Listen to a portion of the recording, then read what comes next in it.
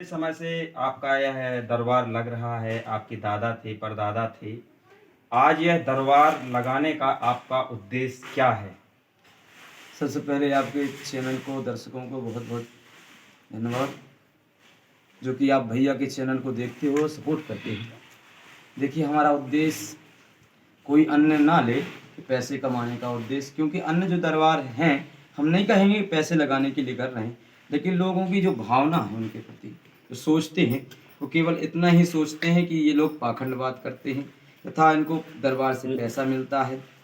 तो हमारा दरबार लगाने का उद्देश्य पैसे कमाने का नहीं है, क्योंकि आज जनजाति में लोग बढ़ रहे हैं और हमारे जो जंगल एरिया है हमारे गांव का, तो हमारे तो परदादा दादाओं से दरबार लगाया जाता है। दीपावली दशहरा पर काम चलता जाता है और दरबार लगता था। बाबा जी हमारे भभूति देते थे और भूत प्रेत बाधा का भी निवारण करते थे। उनके बाद प्रचलन चला आया, दादा गुरु के बाद बड़े पिताजी, चाचा जी, फिर भैया, फिर उसके बाद हमने दरबार संभाला। क्योंकि उस समय हम संभालते तो हमारी ना तो कोई उम्र थी, ना हम कुछ पढ़ पाते थे, ना कुछ आता था हमको। हमारे 2010 में हमारे गुरुदेव आए, वो हमको ले गए। उस दर से आज 2022 चल रहा है, तब से पढ़ाई की, अपनी शिक्षा प्राप्त की। आपने शिक्षा ग्रहण कहाँ से की है? जी, हमारी शिक्षा हुई है, आप वृंदावन जाओगे तो वृंदावन में आपने सुना होगा, जब भागवत कथा सुनते हैं कि भगवान ने मिट्टी खाई थी, तो एक ब्रह्मांड घाट पड़ता है महावन की यहाँ अपने ब्रज में। तो वहाँ पर हमारे 7 साल का कोर्स था, जो कि वेद पढ़ाए जाते थे हमको। वेद का पूरा प्रमाण पत्र, सर्टिफिकेट और व्याकरण हमको पढ़ाई जाती थी, पुराणों का, भागवतों का तथा चारों वेदों का अध्ययन हमको कराया जाता था।